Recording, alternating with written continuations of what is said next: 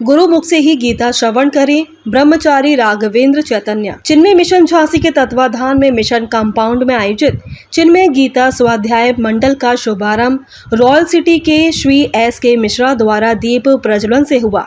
श्रीमती कुसुम गुप्ता ने भगवान नाम सा कीर्तन किया। ब्रह्मचारी राघवेंद्र चैतन्य के सानिध्य में उपस्थित साधकों ने गीता के दूसरे अध्याय पर विचार विमर्श किया। ब्रह्मचारी राघवेंद्र चैतन्य ने बताया कि शास्त्र को समझने की एक प्रक्रिया होती है। शास्त्रीय शब्दों को एक विशेष अर्थ होते हैं जिनका ज्ञान हमें गुरु परंपरा से ही मिलता है। शास्त्र कोई पुस्तक मात्रा नहीं है जिसे हम बाजार से खरीद कर स्वयं पढ़ लेंगे तो हमें उसका ज्ञान हो जाएगा। शास्त्र के संबंध में जो विसंगतियां समाज में प्रचलित हैं वह बिना गुरु के शास्त्र अध्ययन करने वाले लोगों के कारण है। एक ही शब्द के अनेक अर्थ होते हैं, किंतु किस श्लोक में किस शब्द का क्या अर्थ ग्रहण करना चाहिए ये उक्त प्रसंग के अनुसार ही स्पष्ट होता है। जिनकी बुद्धि में पूरा गीता शास्त्र जगमग है वे ही संत गुरु हमें गीता का सही अर्थ बता सकते हैं। गुरु ही हमारे मन को उसे अर्थ को समझने और वैसा जीवन जीने की कला भी बताते हैं।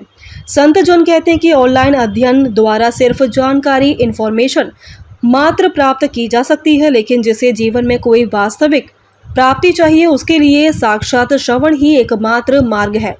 इस बौद्धिक समागम में Shri R.P. Gupta, Mukesh Gupta, M.L. Sirothia, Harish Agarwal, A.K. Srivastava, B.K. Gupta, Ram बाबू गुप्ता, कुसुम गुप्ता, S.K. मिश्रा, H.N. मोर, रिल्दिमा आदि साधक जन उपस्थित रहे। विद्वान के साक्षात सत्संग का हम घर बना सकते हैं अपनी मेहनत से, बच्चों का विवाह कर सकते हैं अपनी मेहनत से, अपनी बुद्धि से, अपनी सूझबूझ से।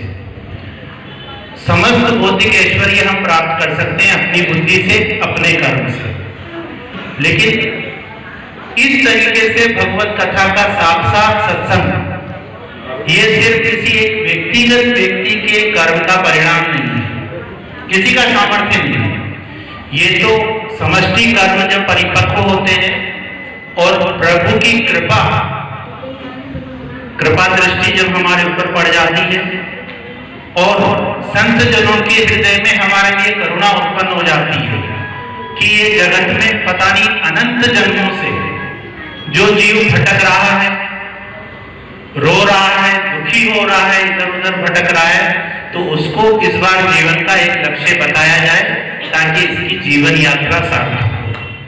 तो इसके लिए हमको ऐसे अवसर प्राप्त होते हैं जब हम किसी संत महापुरुष के मुख से रामायण कथा अथवा भागवत कथा का श्रवण करते हैं। और जब हमने नाम जाना कि जो कथा सेविका है उनका तो नाम ही मिथिलेश जी है, तो राम कथा की सबसे अच्छी वक्ता मिथिलेश जी के अलावा हो कौन सकता है? हाँ, वो तो मैया है, जानकी मैया ही होगी ना।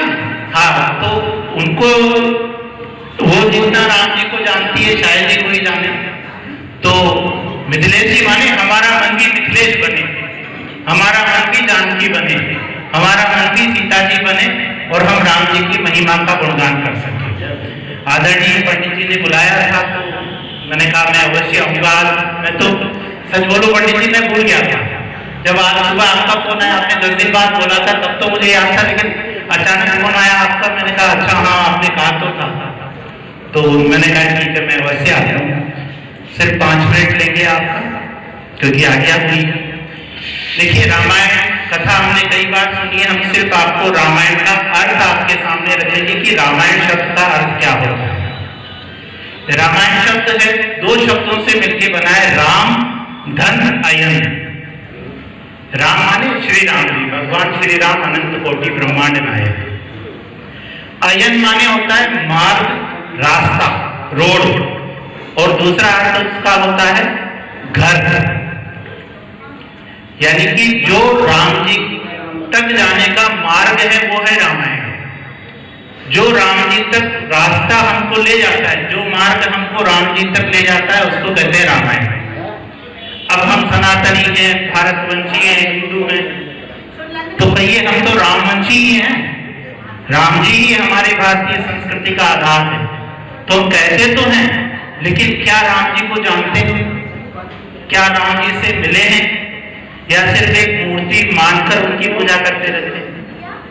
तो कहा कि राम जी को जाने, राम जी से मिले, राम जी के घर जाएं। अयन माने घर भी होता है जहाँ राम जी निवास करते हैं। तो मुझे आपसे मिलना है या आपको मुझसे मिलना है तो आपको मेरे घर आना पड़ेगा या मुझे आपके घर जाना पड़ेगा। घर जाने से आप हमें अच्छी तरीके से जान सकते हैं। अभी यहाँ जो मिले हैं तो ये दिखावटी मिलन है, हम भी बन के बैठे हैं, आप भी बन के बैठे हैं, लेकिन जब अचानक घर पे आ जाए आप तो या हम आ जाए तो जो असली स्वरूप हमारा है, असली चरित्र है, वो प्रकट होता है। तो राम जी को जानने के लिए राम जी के घर हमको जाना है। राम जी कैसे हैं मिलाइएगा अपने आप को। हम राम भक्त कहलाते हैं तो राम जी के गुण हमारे अंदर अवतरित होने चाहिए। जब राम जी को वनवास मिला